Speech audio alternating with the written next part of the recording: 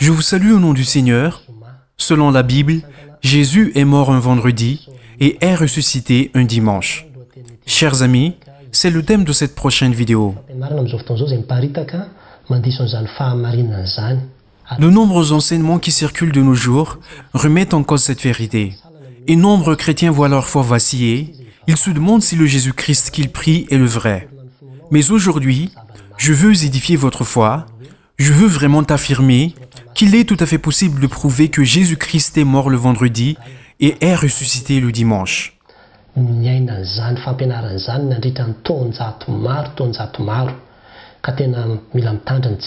L'Église n'a pas eu tort de porter cet enseignement depuis des siècles. Chacun doit être vigilant. Premièrement, on va parler du fait que Jésus-Christ a réellement ressuscité un dimanche. Dans l'Ancien Testament, le chapitre 23 du Lévitique affirme que Jésus-Christ ressuscitera un dimanche. Pourquoi je dis cela? Dans Lévitique 23, on y parle de cette fête que les Juifs célèbrent.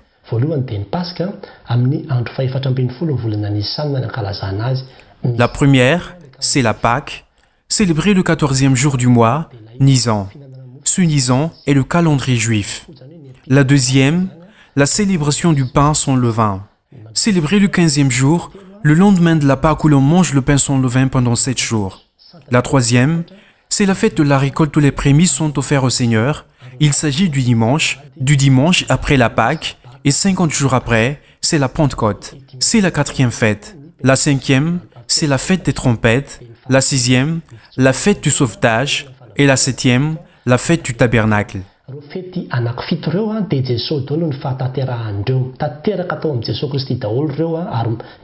Ces 7 fêtes se réalisent en Jésus-Christ. Ils se réalisent toutes en Jésus-Christ, et 3 d'entre elles se réaliseront encore en lui. Ce qu'on attend maintenant, ce sera donc la fête de la trompette, mais les 4 premières ont été déjà réalisées durant la Pâque. Il est l'agneau de Pâques.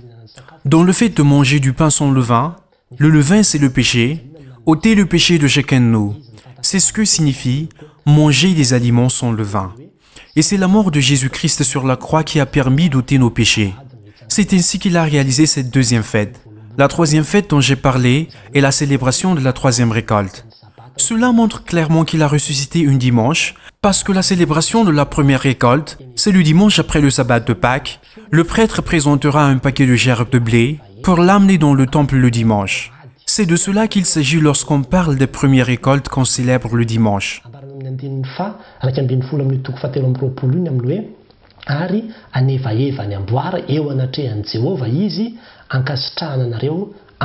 C'est dit dans le verset 11 du chapitre 23, « Le sacrificateur l'agitera le lendemain du sabbat ».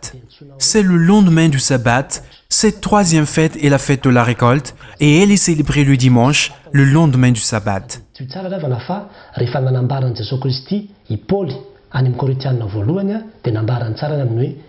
Rappelez-vous, chers amis, que Paul dans 1 Corinthiens a dit « Christ est ressuscité, précédant ainsi ceux qui sont morts. Jésus-Christ est celui qui précède, il est la prémisse, la première récolte célébrée le dimanche. Donc si quelqu'un dit qu'il est ressuscité un samedi, la première récolte ne s'est donc pas réalisée en lui, alors qu'il est la première récolte, et on présente la première récolte un dimanche. C'est le dimanche. Dès le départ, c'était prévu pour le dimanche. Dieu est juste, mes chers amis. Et c'est pour cela que 50 jours après, l'Esprit Saint est descendu du ciel. C'est la Pentecôte qui se réalise en Jésus-Christ, car c'est son Esprit qui est descendu à la Pentecôte.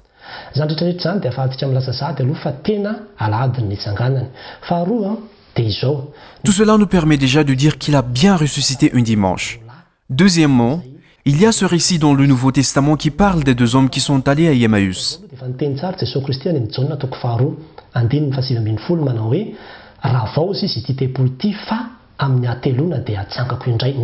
Dans le Nouveau Testament, Jésus-Christ a dit dans Jean 2,19 que « Détruisez ce temple et en 3 jours, je le relèverai ». Il a dit cela et les gens n'avaient pas compris ce qu'il voulait dire par là. Alors qu'il parlait de son corps, en 3 jours, je le relèverai. Le 3e jour, il ressusciterait. C'est ce qu'il voulait dire. L'histoire des 2 hommes qui vont à Emmaüs est la suivante. Dans Luc 24, dans le verset 1, elles se rendirent au sépulcre de grand matin. Le premier jour de la semaine, on parle du dimanche. Elles se rendirent au sépulcre portant les aromantes qu'elles avaient préparées. Ces femmes sont donc allées au sépulcre ce dimanche matin. L'histoire continue. Quand ces femmes n'ont pas trouvé le corps de Jésus, elles sont revenues voir les disciples et leur ont rapporté ne pas avoir trouvé le corps. En entendant cela, certains disciples se sont enfuis car ils avaient eu peur. Le corps a disparu, certains disciples l'ont peut-être volé, la rumeur allait bon train. Et des disciples se sont enfuis, 2 disciples sont partis vers Emmaüs, au verset 13, il est dit, 2 des disciples sont partis ce jour même, se dirigeant vers Emmaüs.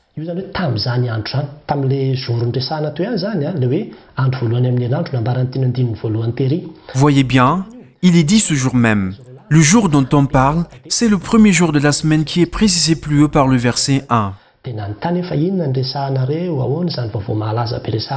Le récit continue. Pendant que les 2 disciples étaient sur la route, ils discutaient et Jésus-Christ leur apparut sous la forme de notre homme et leur demanda « C'est quoi cette grande nouvelle dont vous parlez ?» Et ils ont répondu que « Vous êtes bien le seul à ne pas connaître ce qui se passe ?» Au verset 20, « Comment les chefs des prêtres et nos magistrats l'ont fait arrêter pour qu'il soit condamné à mort et l'ont crucifié. Nous espérions que ce serait lui qui délivrerait Israël. Voici déjà le 3e jour que ces événements se sont produits. » Ces 2 hommes ont donc bien précisé « aujourd'hui » qui se réfère au dimanche. Aujourd'hui est le 3e jour. C'est le 3e jour dont Jésus a parlé quand il a dit « Détruisez ce temple et je le relèverai en 3 jours. » C'est de ce 3e jour que les 2 hommes ont parlé en disant « aujourd'hui ». Le dimanche est donc le 3e jour. Si quelqu'un dit qu'il est ressuscité un samedi, cela implique que ce n'est pas le 3e jour dont on parle, car le premier jour de la semaine est le dimanche. C'est le dimanche le 3e jour dont on parle. Cela confirme également qu'il a ressuscité un dimanche. Troisièmement, nous pouvons également le prouver d'une autre manière.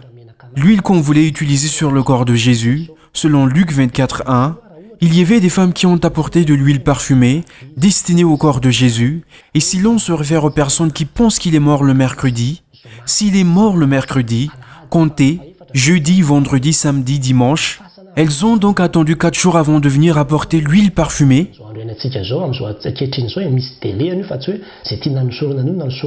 Cette huile, c'est l'équivalent du formol qui est utilisé de nos jours. Il y a un délai pour administrer le produit. Imaginez le corps de quelqu'un qui est mort depuis 4 jours.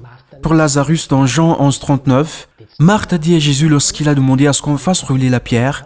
Marthe, la sœur du défunt, n'a pas voulu et a dit « Seigneur, cela fait déjà 4 jours, le corps a dû se décomposer. » Donc, ces femmes savaient qu'après 4 jours, c'est-à-dire que si une personne a été enterrée depuis 4 jours, c'est plus possible de le traiter, car le corps commence à se décomposer. Si certains disent qu'il est mort un mercredi, cette histoire d'huile parfumée ne tient pas la route.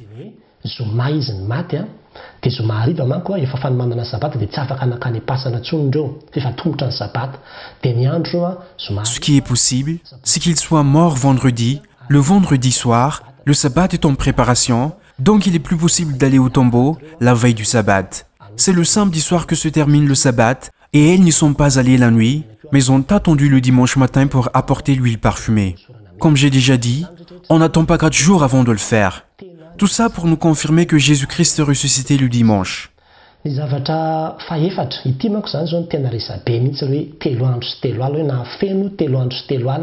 Quatrièmement, et c'est le point qui fait le plus de débat, 3 jours et 3 nuits.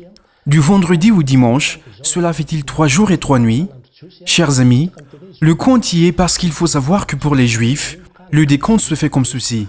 Pour les Juifs, le vendredi commence le jeudi soir. Quand les Juifs parlent de samedi, il s'agit du vendredi soir. Pour eux, en fait, il y eut un soir et il y eut un matin. C'est le premier jour. C'est-à-dire qu'un jour commence à 18h la veille du lendemain. Voilà comment se comptent les jours. Donc quand on dit « il est mort le vendredi », on compte à partir du jeudi soir à 18h. Le jeudi soir, il y eut un soir et puis il y eut un matin. La nuit du jeudi, le vendredi matin. La nuit du vendredi, le samedi matin. La nuit du samedi, le dimanche matin. 3 nuits et 3 matins. Le compte y est, voilà la première preuve. Ensuite, si on observe ce sujet des 3 jours et 3 nuits dans les Saintes Écritures, quand des personnes ont demandé « Donnez-nous la preuve que tu es vraiment le Messie ».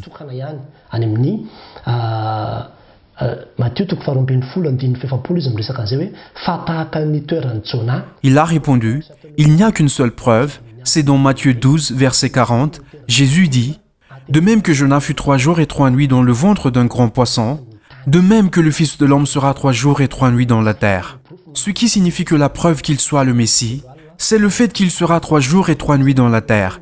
Et quand certaines personnes disent « Votre Jésus n'est pas le Messie parce qu'il est mort le vendredi », faites le décompte, voici le soir et voici le matin.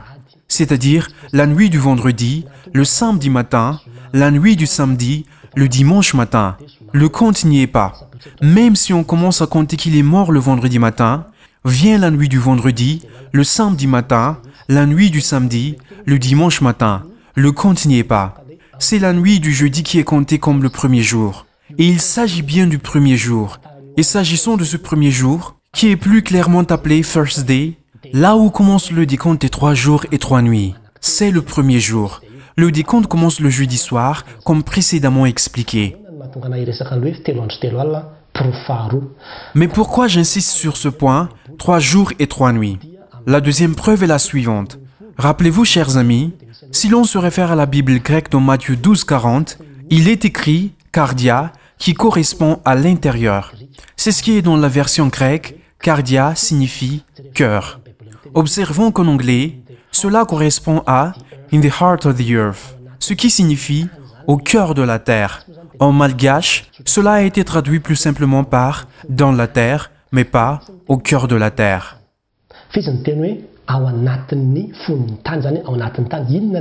Il n'y est pas écrit « dans le tombeau », mais c'est bien « dans le cœur de la terre ». C'est le parallèle avec ce qui est arrivé à Jonas, retenu à l'intérieur du gros poisson. Jésus-Christ retenu durant 3 jours et 3 nuits, il a été retenu par la mort, et la mort a commencé le jeudi soir, parce qu'au fait, Jésus-Christ, quand Adam et Ève ont goûté le fruit défendu, c'est à ce moment-là qu'ils sont morts, mais pas en 900 ans. C'est le jour où ils ont péché qu'ils moururent, c'est la mort spirituelle.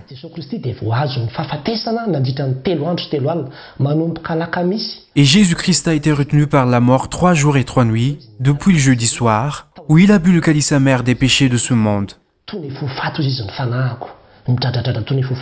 À Gethsémani, il a clairement dit « comme je suis en train de mourir ». C'est depuis ce temps-là que les soldats l'ont amené, la nuit du jeudi, vendredi matin, la nuit du vendredi, samedi matin, la nuit du samedi, dimanche matin. Le compte y est pour les 3 jours et 3 nuits. Il s'agit tout simplement du point de vue spirituel, car le compte est spirituellement et mathématiquement. On peut prouver qu'il est mort 3 jours et 3 nuits. C'est pas sur la croix que sa mort a commencé, mais depuis qu'il a pris nos péchés pour lui à Gethsémani.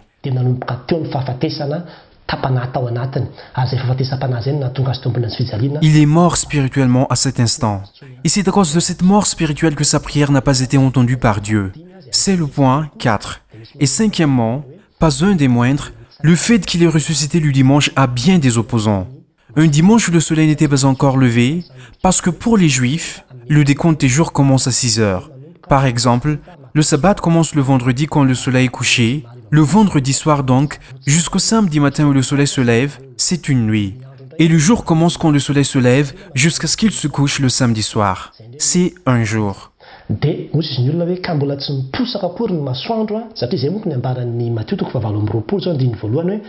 des gens pointent le fait que le soleil ne s'est pas encore levé. Ensuite, parce que dans Matthieu 28, 1, il est dit « Après le sabbat, à l'aube du premier jour de la semaine, Marie de Magdala et l'autre Marie allèrent voir le sépulcre. Il est vrai qu'il est dit à l'aube, et quand elles allèrent au sépulcre, Jésus n'y était plus, il a ressuscité, alors que le jour n'était pas encore levé, et donc le dimanche ne ferait pas partie du compte, parce qu'il n'est pas encore 6 heures du matin, parce que le décompte se fait par tranche entre 6 heures du soir et 6 heures du matin, et entre 6 heures du matin et 6 heures du soir.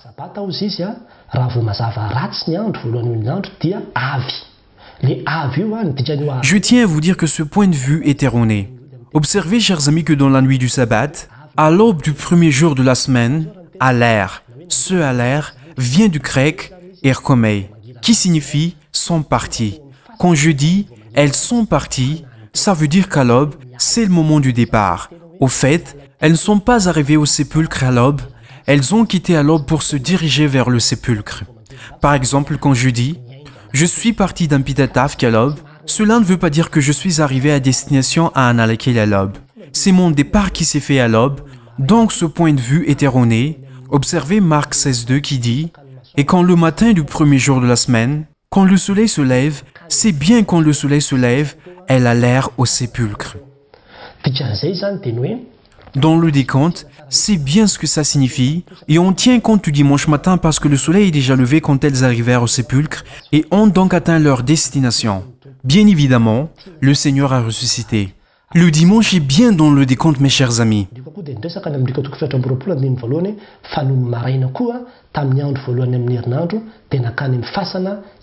Et Luc confirme ce fait. Il est dit, et le matin du premier jour de la semaine, elles allèrent au sépulcre avec les huiles parfumées qu'elles ont préparées. C'est bien le matin et non pas la nuit. Le dimanche matin est bien dans le décompte des 3 jours et 3 nuits.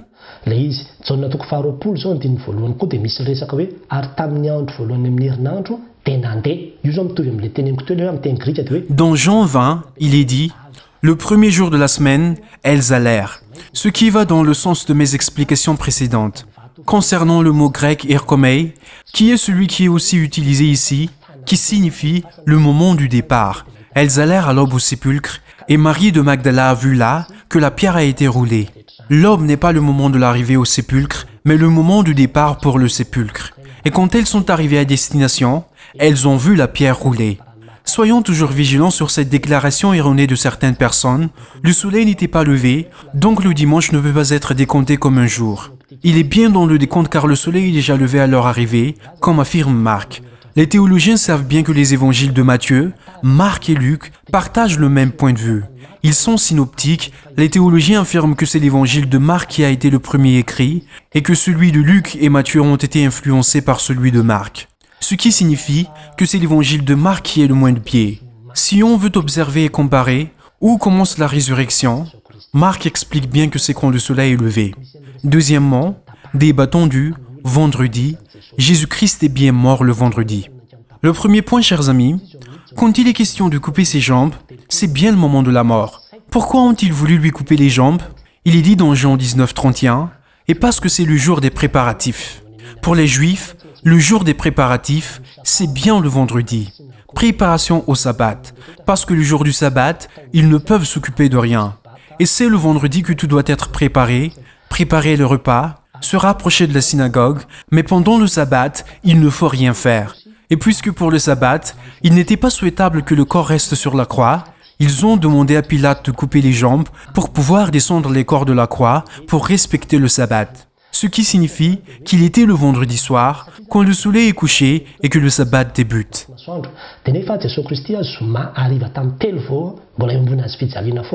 Et Jésus-Christ, le vendredi soir vers 15h, était encore sur la croix et c'est après qu'il mourut. Et les Juifs ont demandé l'accord de Pilate parce que le sabbat venant, il serait interdit de toucher au corps et il se décomposerait sur la croix. Donc ils souhaitaient couper les jambes aux crucifiés pour accélérer leur mort afin de pouvoir les enterrer avant le début du sabbat. Et Pilate était d'accord. Ensuite, les jambes du premier brigand ont été coupées et celles de l'autre brigand également. C'est écrit dans Jean 19, mais quand ce fut le tour de Jésus de se faire couper les jambes, ils ont constaté qu'il était déjà mort. Et pour bien s'en assurer, ils l'ont poignardé au cœur et de l'eau et du sang coulèrent, ce qui confirma sa mort. Il était inutile de lui couper les jambes, ils descendirent le corps. C'est ce qui arriva, c'était le vendredi, jour de préparation. Et c'est pourquoi il avait failli lui couper les jambes. Donc, ça n'aurait pas pu être mercredi, sinon pourquoi leur couper les jambes? Certains pensent qu'il s'agit d'un sabbat exceptionnel et non du sabbat ordinaire. Il ne s'agit pas du sabbat ordinaire du samedi. C'est faux, chers amis. Il faut relier les récits de tous les évangiles et ne pas se limiter à celui de Jean.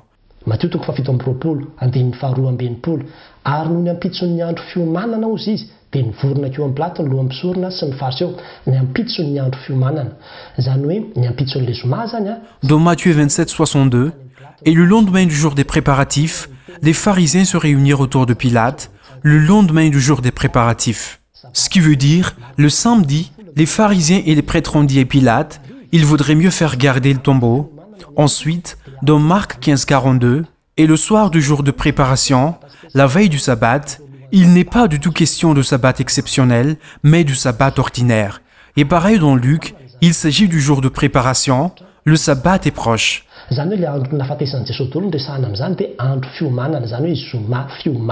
Ces passages se réfèrent bien au moment de la mort de Jésus, le jour de préparation, c'est-à-dire le vendredi, la veille du sabbat. Tous ces arguments pour nous convaincre, chers amis, que le Jésus-Christ notre Seigneur est bien mort le vendredi.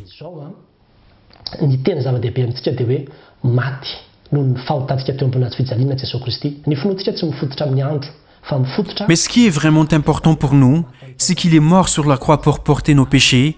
Notre foi ne se fonde pas sur le jour de sa mort, mais sur la raison de sa mort. Il est mort sur la croix pour porter nos péchés, et le troisième jour, il a ressuscité le premier jour de la semaine. Et c'est ce qui fait de lui la première moisson que Dieu a glorifiée. Il est celui qui précède tous ceux qui sont morts, c'est Jésus-Christ.